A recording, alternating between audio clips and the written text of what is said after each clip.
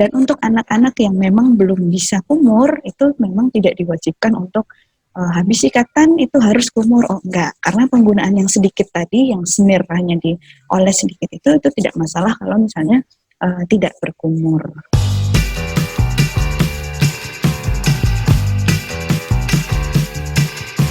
Jadi memang gigi ini tumbuhnya memang tidak bareng semuanya dalam satu Ya, waktu gitu, betul. enggak. Ya, Tapi ada urutan-urutannya seperti itu ya. ada urutannya. Iya, Dan betul sekali. tumbuhnya juga ada urutannya, gantinya juga ada urutannya.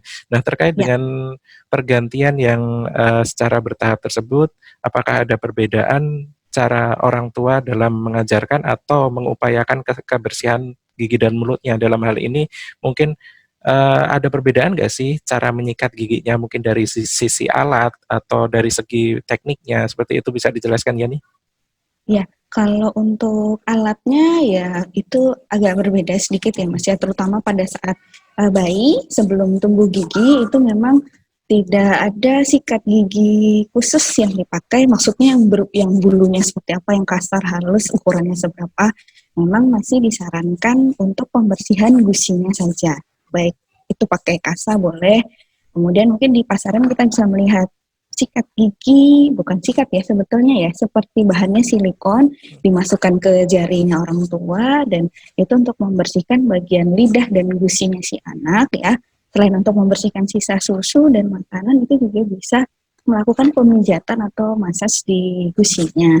Nah, kemudian setelah tumbuh gigi, nah itu baru disarankan penggunaan sikat gigi dan tentunya pasta gigi. Nah, sini saya boleh share gambar mungkin Mas? Ya, boleh, silahkan. Ya, oke. Nah, ini adalah kebutuhan yang berbeda untuk penggunaan pasta gigi pada anak yang masih di bawah usia 3 tahun.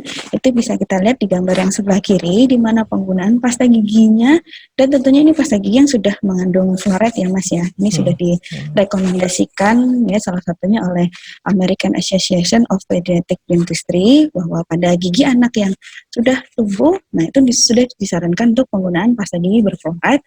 Nah, untuk anak usia 0 sampai 3 tahun itu bisa menggunakan pasta gigi sejumlah yang ada di gambar sebelah kiri. Itu dikatakan smear atau sebesar biji beras gitu. Tapi kalau kita ngukur biji beras agak susah kelihatannya ya Mas ya.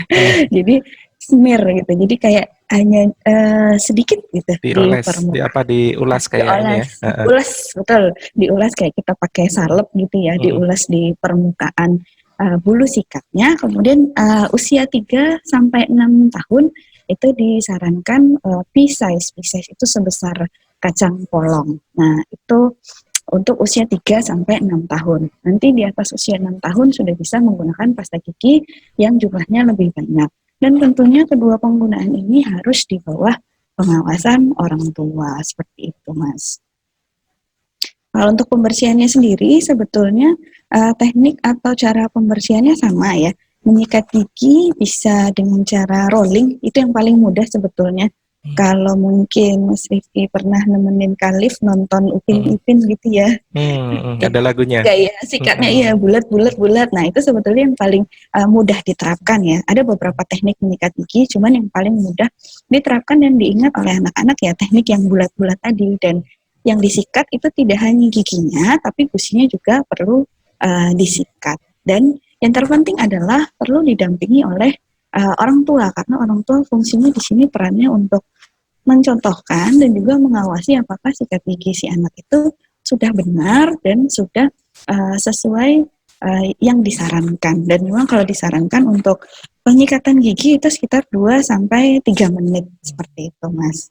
Dan untuk anak-anak yang memang belum bisa kumur itu memang tidak diwajibkan untuk habis sikatan itu harus kumur. Oh enggak, karena penggunaan yang sedikit tadi, yang semir hanya dioles sedikit itu tidak masalah kalau misalnya tidak berkumur seperti itu.